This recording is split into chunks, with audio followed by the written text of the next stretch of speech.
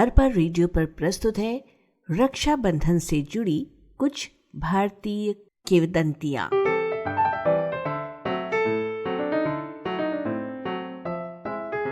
कृष्ण और द्रौपदी, एक पवित्र रिश्ता। द्रौपदी पांचों पांडवों की पत्नी थी। श्री कृष्ण उसके मित्र और गुरु के समान थे। एक बार युधिष्ठिर के राजसूय यज्ञ के बाद बड़े बड़े राजा महाराजाओं से भरे दरबार में श्री कृष्ण की बुआ के बेटे शिशुपाल ने उनका और भीष्म सहित अन्य कई लोगों का अपमान करना शुरू कर दिया। शिशुपाल को लाख मना करने पर भी जब वो चुप न हुआ तो अंततः कृष्ण ने अपने सुदर्शन चक्र से उसे मार डाला। हालांकि ऐसा करते हुए उनकी उंगली में चोट लग गई और खून निकलने लगा। ये देखकर द्रौपदी ने जल्दी से अपनी साड़ी के एक हिस्से को फाड़कर उनकी उंगली पर बांध दिया।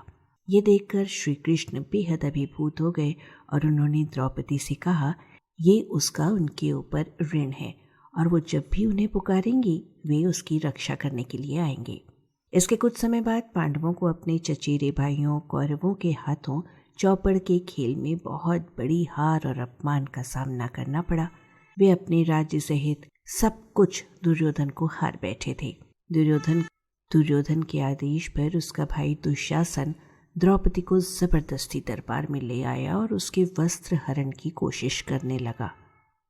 अपमान और लज्जा से रोती द्रौपदी ने श्री कृष्ण को याद किया और उनके चमत्कार से कुछ ऐसा हुआ कि दुशासन साड़ी खींचता रहा, लेकिन वो कभी खत्म न होने वाला एक वस्त्र बन गई थी।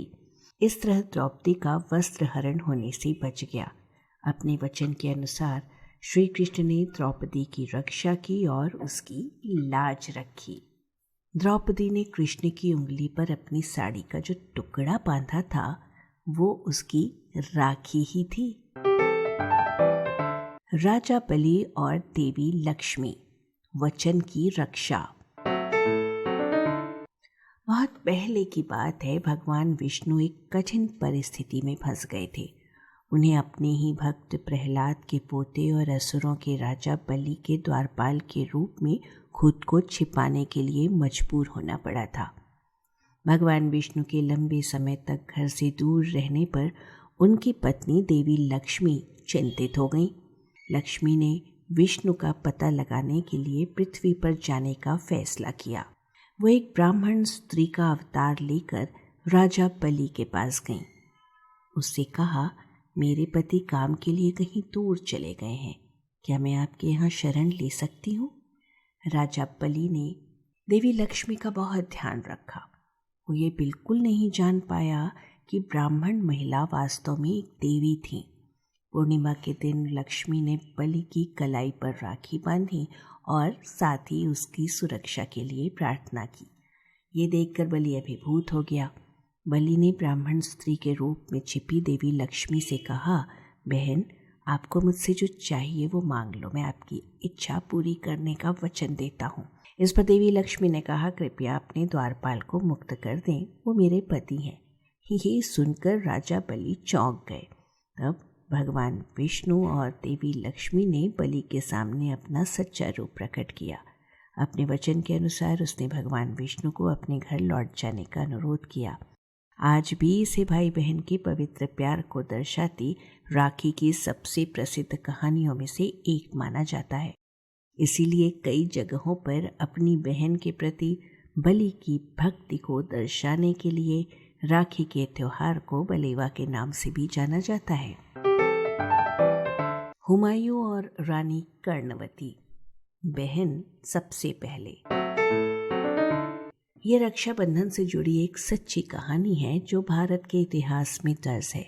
बात तब की है जब दिल्ली पर मुगलों का शासन था। उस समय राजस्थान के चित्तौड़ में राणा सांगा की विधवा रानी कर्णावती राज्य संभाल रही थी।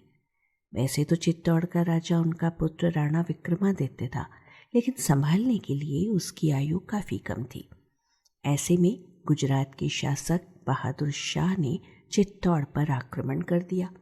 चित्तौड़ राज्य युद्ध का सामना कर रहा था, लेकिन उसे बचने की बहुत कम उम्मीद थी। रानी कर्णावती जानती थीं कि मुगल बहुत शक्तिशाली हैं और केवल उनकी मदद से ही बहादुर शाह को हराया जा सकता है। इसलिए आखिरी उम्मीद के रूप में उन्होंने मुगल बादशाह हुमायूं को एक राखी के साथ संदेश भेजा। हुमायूं उस समय किसी दूसरी लड़ाई में व्यस्त था। वो एक बहादुर योद्धा था और आमतौर पर किसी भी चीज़ के लिए अपनी सैन्य योजना नहीं बदलता था। वैसे तो राखी हिंदुओं का पर्व है और हुमायूं मुस्लिम था, लेकिन उसने राखी का मान रखा और कर्णावती को बहन मानकर उसकी रक्षा करने का फैसला किया। अपनी राखी बहन की खातिर उसने अपने सैनिकों को दिशा बदलने के लिए कहा और तुरंत कर्णावती की मदद करने के लिए दौड़ पड़ा। इसके बावजूद अफसोस की बात है कि हुमायूं के पहुंचने से पहले ही बहादुर शाह ने चित्तौड़ में प्रवेश कर लिया। इसके बाद अपने सम्मान की रक्षा करने के लिए रानी कर्णावती कई अन्य स्त्रियों के साथ जौहर में कूद गई। हुमायूं अपनी बहन की रक्षा के लिए सब कुछ छोड़कर आया था, लेकिन अफसोस कि वो रानी को बचा न पाया। लेकिन बाद में उसने बहादुर शाह से युद्ध करके चित्तौड़ को कब्जे में किया और कर्णावती के पुत्र को सौंप दिया। आज ये कहानी रक्षाबंधन इतिहास में एक स्थायी किंवदंती बन गई है। भाई और बहन के बीच का रिश्ता मजबूत और शुद्ध होता है। यहाँ तक कि अगर रिश्ता खून का नहीं है तो भी इस बंधन को बनाने और सील करने का एक सुंदर तरीका है राखी बांधने का रिवाज। हुमायूं और कर्णावती की कहानी इसी बात का प्रमाण है। राजा पुरु और सिकंदर की पत्नी। बच्चों के लिए रक्षाबंधन की ये कहानी भारतीय इतिहास से जुड़ा एक लोकप्रिय किस्सा है। सिकंदर को दुनिया के सबसे महान विजेताओं में गिना जाता है।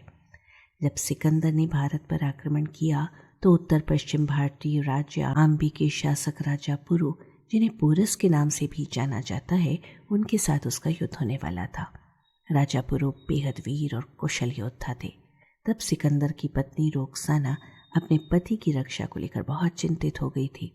अपने पति की जान बचाने की कोशिश में उसने राजा पुरु को राखी भेजी और अपने पति की रक्षा का वचन मांगा। युद्ध के मैदान में पोरस और सिकंदर आमने सामने थे। किंवदंती कहती है कि राजा पुरु सिकंदर को मारने वाले थे। हालांकि उन्हें अपनी राखी बहन से किया वादा याद था।